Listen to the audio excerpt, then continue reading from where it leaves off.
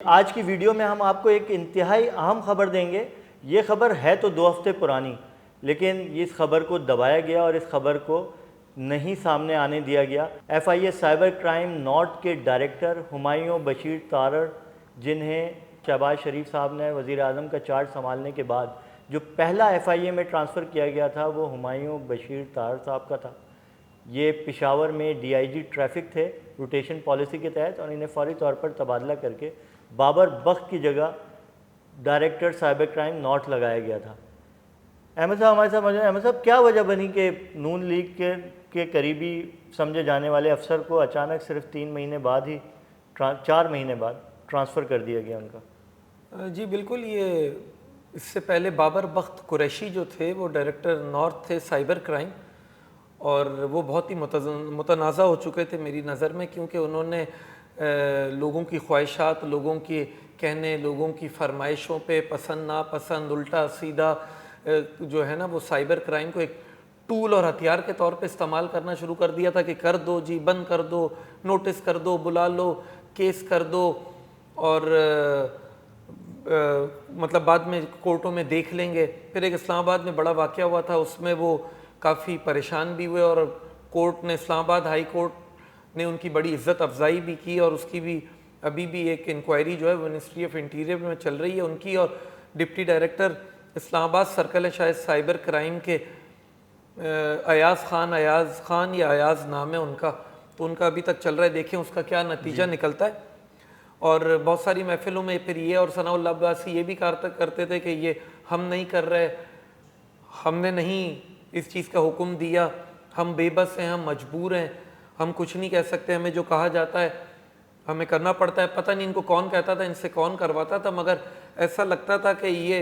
बिल्कुल ऐसे होता है ना जैसे इबादत के तौर पे एक्शन लेते थे सहाफ़ियों के ख़िलाफ़, तो और इनको शायद कोई सवाब या हज उम्रे का सवाब मिलता था। सहाफ़ियों भी और पॉलिटिकल ओपोनेंट्स या सोशल मीडिया एक्टिविस्ट जी, इन लोगों के ख़िलाफ़ इन्हें दबाने के लिए जी इनको बिल्कुल हुकूमत मुखालिफ या इस्टेब्लिशमेंट मुखालिफ जिसे कहा जाता है, उन लोगों के ख़िलाफ़ एक्शन में बड़े मशहूर थे ये। तो बहरहाल नून लीग कहें या ये 11 रुकनी हुकूमती इत्तेहाद या शहबाज शरीफ साहब वज़ीर आज़म बने और उन्होंने आते ही पहला उनका तबादला किया, यहाँ से वो चले गए, और उसी वक्त फ़ौरी तौर पे हुमायूं बशीर तारड़ हैं, पुलिस सर्विस से ताल्लुक़ रखते हैं, पुलिस अफसर हैं, ग्रेड 20 के, रोटेशन पॉलिसी में खैबर पख्तूनख्वा चले गए थे, आपने बताया भी DIG ट्रैफिक रहे, उनको फ़ौरी तौर पे जो है डायरेक्टर नॉर्थ साइबर क्राइम का जो है वो चार्ज दिया गया और तैनात यहाँ पे किया गया, और वो आके अपना काम कर रहे थे और चीज़ें नॉर्मल थी। उन्होंने काफ़ी चीज़ें बेहतर भी करने की कोशिश की, क्योंकि साइबर क्राइम को 2 जोन्स में तकसीम कर दिया गया, नॉर्थ साउथ में। खैर उन्होंने चीज़ों की तंबीह भी की और इन चीज़ों पे जो है ना वो एक गिरफ्त भी की और उन पे रोकने की भी कोशिश की कि इस तरह की कोई चीज़ गैर कानूनी तौर पे ना हो। तो जो हमारे ज़राए बताते हैं कि पिछले दिनों ईद से कोई 4-5 दिन पहले इमरान रियाज साहब हैं, जो एंकर पर्सन है इमरान रियाज खान, सहाफ़ी एंकर पर्सन बड़े। जी, इमरान रियाज खान जो सहाफ़ी और एंकर पर्सन हैं, उनको साइबर क्राइम वालों ने जो वैसे तो उठाया गया था, पंजाब पुलिस ने पकड़ा था, पंजाब पुलिस ने उन्हें गिरफ्तार किया था, लेकिन बाद में उन पर शायद साइबर क्राइम पे ये दबाव डाला जा रहा था FIA नॉर्थ पे जी कि आप इनके खिलाफ कोई साइबर का केस बनाएं। जी हाँ, पिंडी मेरे ख्याल से पिंडी सर्कल वगैरह पे डाला चाह रहा था। तो डायरेक्टर नॉर्थ जो थे ये हुमायूं बशीर तारड़ साहब थे, बिल्कुल, और पिंडी में कोई डिप्टी डायरेक्टर होगा, पता नहीं कौन होगा। खैर उनको कहा गया कि भाई इनको ले जाएं और इनको अदालत में पेश करें, इनको साइबर क्राइम के मुकदमे में इन पे मुकदमा दर्ज करें, इनको गिरफ्तार करें और इनके खिलाफ साइबर क्राइम कानून के खिलाफ जो है वो चीज़ें इकट्ठी सबूत वगैरह करके और इनके खिलाफ कानूनी कार्रवाई करें। तो जो ज़राए FIA हमें बताते हैं कि जब इनको अदालत में पेश किया गया और कोर्ट में इनको लेकर गए इमरान रियाज को, तो वहाँ जो FIA के अफसरान थे उन्होंने कहा कि जी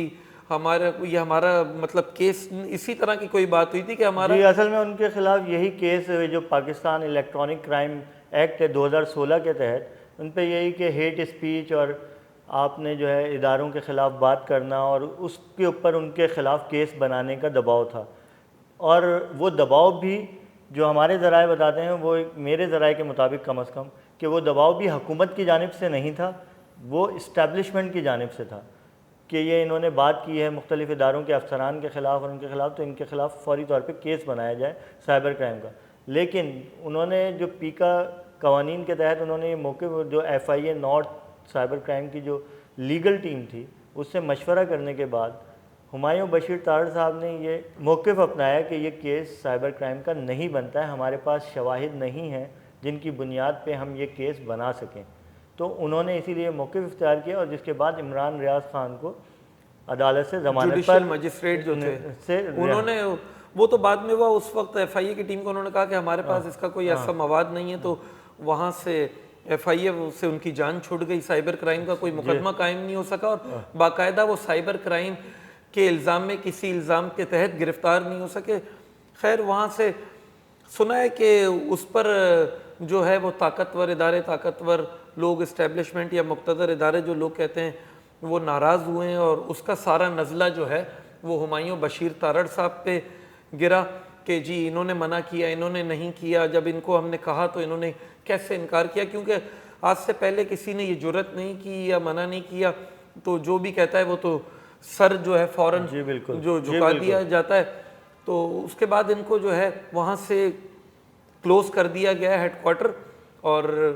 ये खबर कहीं नहीं आई और ईद के दूसरे या तीसरे दिन ये हुआ है। तीसरे दिन ये कहते हैं कि नोटिफिकेशन जारी हुआ है, इस नोटिफिकेशन को भी छुपाया गया और इस खबर को भी जारी होने से रोका गया। एडिशनल डायरेक्टर जो लाहौर के हैं FIA साइबर क्राइम के,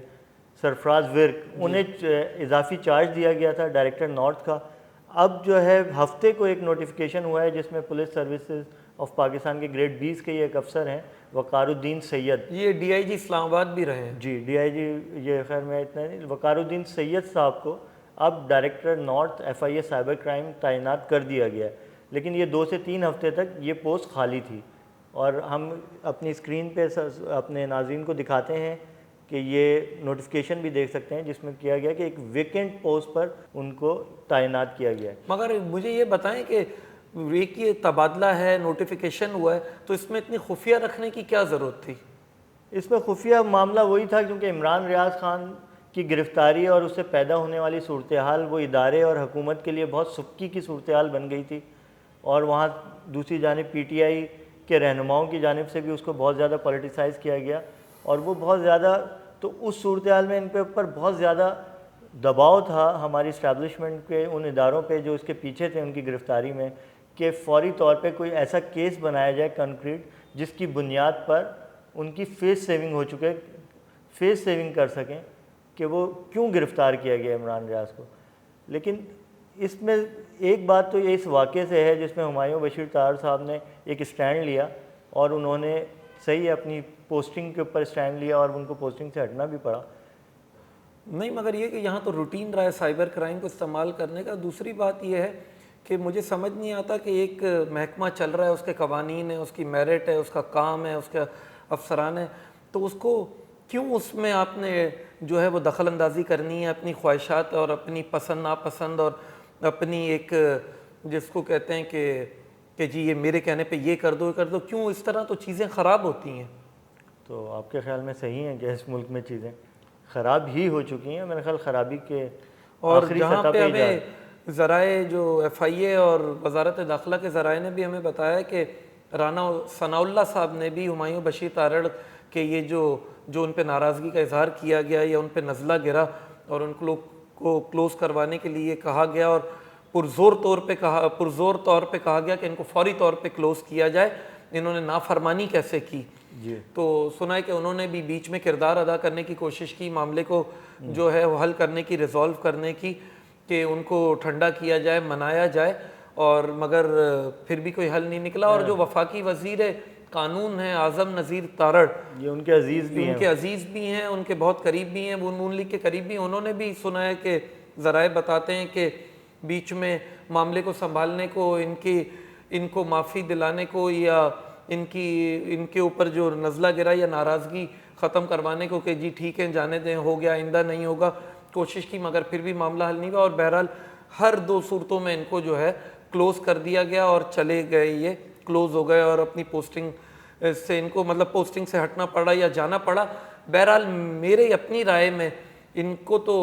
जो है मुतमईन होना चाहिए, खुश होना चाहिए कि इनकी बहुत छोटे में जान छूट गई, बजाय इसके कि ये अदालतों को चक्कर खाते, अदालतों में सामने आते, कुछ ना होता, इधर उधर की बातें करते और फिर दोबारा ये खबरों की जीनत टीवी पे वो बाबर बख्त कुरैशी की तरह बनते।